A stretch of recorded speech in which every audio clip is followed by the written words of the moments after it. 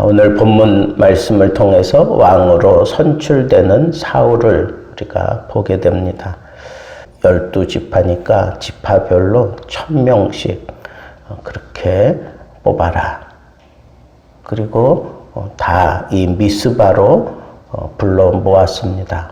근데 사무엘의 심중에는 무엇보다도 여기서 이루어지는 모든 일은 하나님의 뜻을 어기면 안 되고 하나님의 뜻을 벗어날 수 없고 하나님의 뜻대로 이루어지는 일이다 라고 하는 것을 분명하게 각인시키기 위해서 이전에 블레셋을 물리쳐내기 위해서 미스바 부흥 운동을 일으켰던 그 자리로 백성들을 불러 모았으리라 하는 생각은 그냥 자연스럽게 듭니다. 하나님의 뜻을 알기 위해서 이게 하나님의 뜻이냐 아니냐 이것을 결정하기 위해서 제사장들이 우림과 둠밈을 사용해서 하나님의 뜻을 찾아낸 것처럼 그와 같은 방식으로 지금 선출을 합니다. 그래서 12지파 가운데 베냐민 지파가 뽑혔어요. 그래서 베냐민 지파 가운데에도 마드리 집안이 뽑히고 그 마드리 집안 가운데에서도 기스의 집이 뽑히고 그리고 사울이 뽑히게 됩니다. 이런 일련의 과정들을 보면서 모든 백성들은 하나님의 뜻이 누구에게 임했느냐 하는 것을 기대하며 보기도 했지만 또 한편으로는 과연 하나님께서 우리에게 세우는 사람은 어떤 사람일까 아주 궁금하고 그리고 기대를 많이 했을 겁니다. 그런데 정작 선출된 사울은 모습이 안 보이는 거예요. 그래서 하나님께 또 여쭈어서 어디 있습니까? 그랬더니 그 여행용 보따리 짐들 사이에 숨었다. 그렇게 하나님이 말씀하셔서 사람들이 쫓아가서 사울을 데리고 옵니다. 그리고 백성들 앞에 선출된 사람을 딱 세웠습니다. 그리고 내가 너희들이 원하는 그런 조건을 가진 자를 선택했다. 그러면서 택하신 자를 보느냐, 여호와께서 택하신 자를 보느냐. 이 얘기는 너희들의 마음을 다 헤아리고 계시는 하나님이 너희들이 기뻐할 만한 자를 지금 택해 세웠는데 이 사람이 맞느냐 하는 그런 식으로 물어보는 겁니다. 그랬더니 외모를 보니까 풍채가 늠름하고 모든 백성들보다 어깨부터 머리 위는 컸다 그랬으니까 사람들이 그 외관상의 외모를 볼 때에는 충분히 만족할 수 있었습니다. 정령 앞장서서 우리들을 위해서 싸워줄 사람이라고 그리고 그렇게 세우는데 거리낌이 없을 만큼 백성들의 마음을 흡족하게 해주는 그런 외모, 그런 조건을 가지고 있는 사울이었습니다. 그리고 그 사울이 정작 뽑혔는데도 불구하고 그 자리에 나타나지 않은 것을 백성들은 비겁하게 그렇게 판단하지 않았던 것 같아요. 겸손한 것으로 그렇게 받아들였던 것 같아요.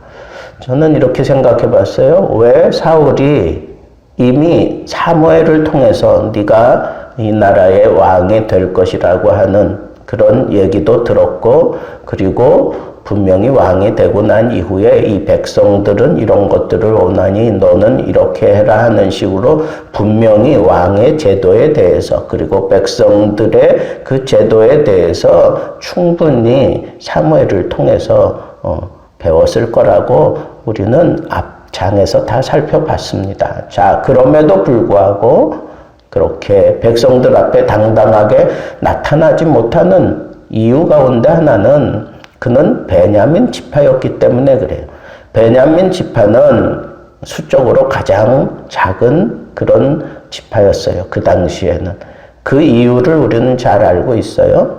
도덕적으로 그렇게 흠이 있었던 지파였고 그리고 그만큼 어떤 욕심이 있고 또 다른 지파들을 무시하고 자기 멋대로 할 수 있는 그런 앞에서의 실수가 있었던 것을 사울도 알고 베냐민 지파도 알고 모든 족속들이 알아요.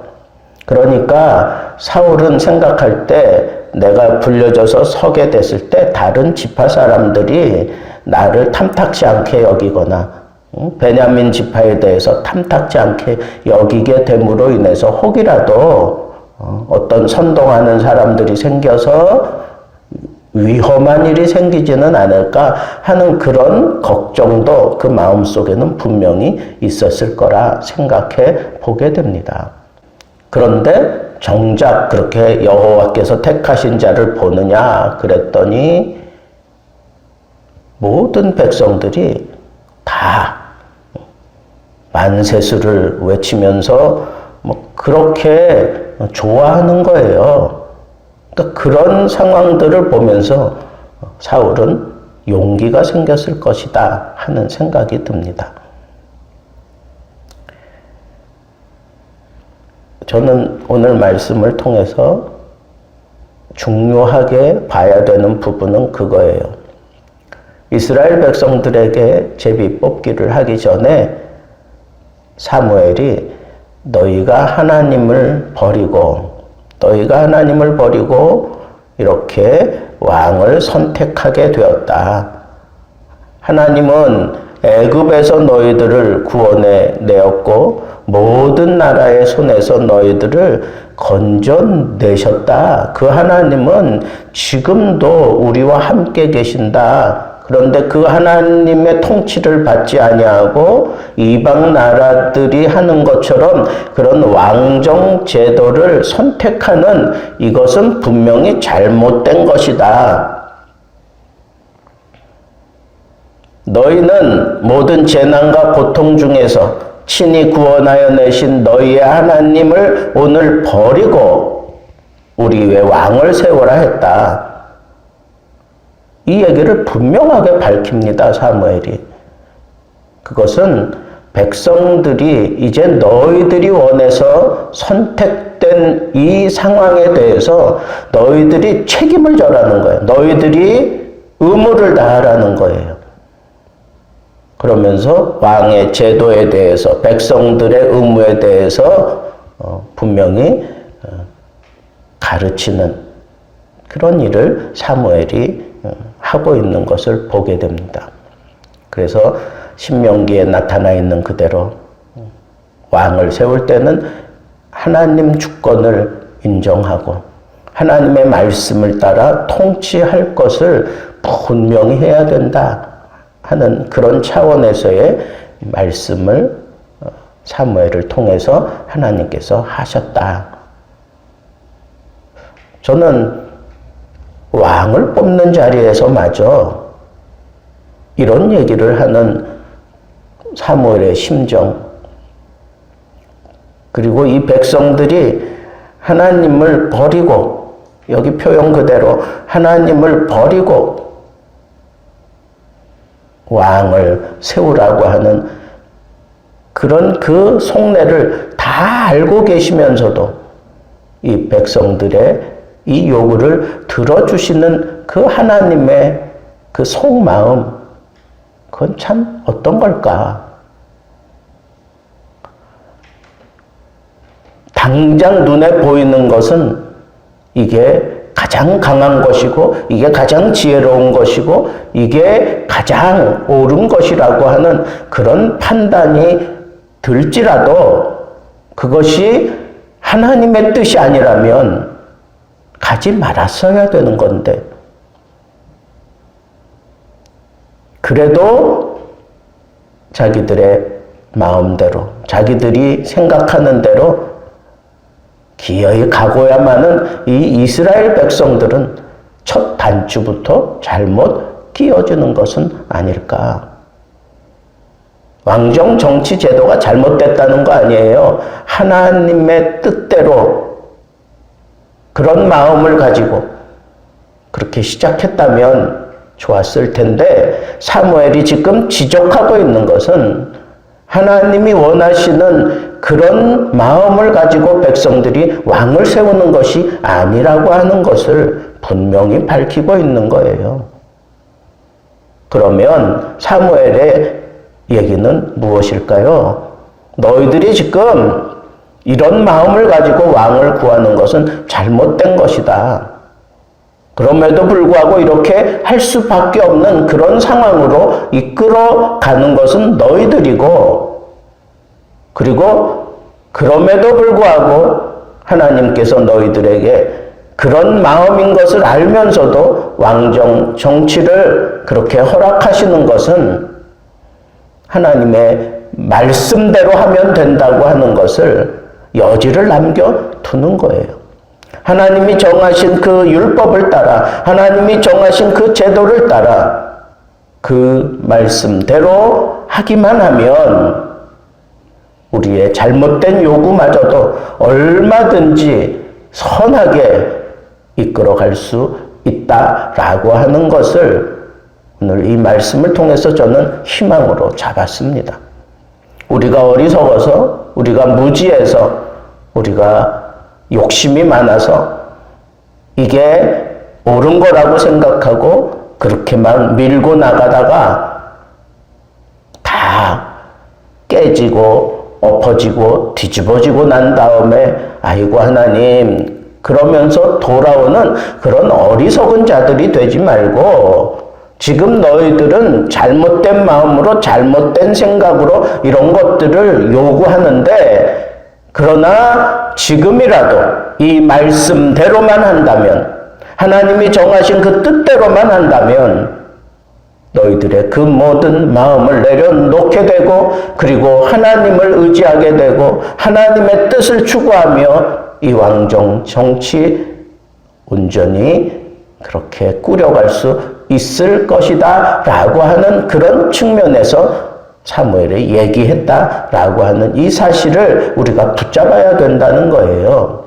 하나님의 말씀을 붙잡기만 한다면 우리는 비록 잘못 발을 내디뎠을지라도 돌아설 수 있어요.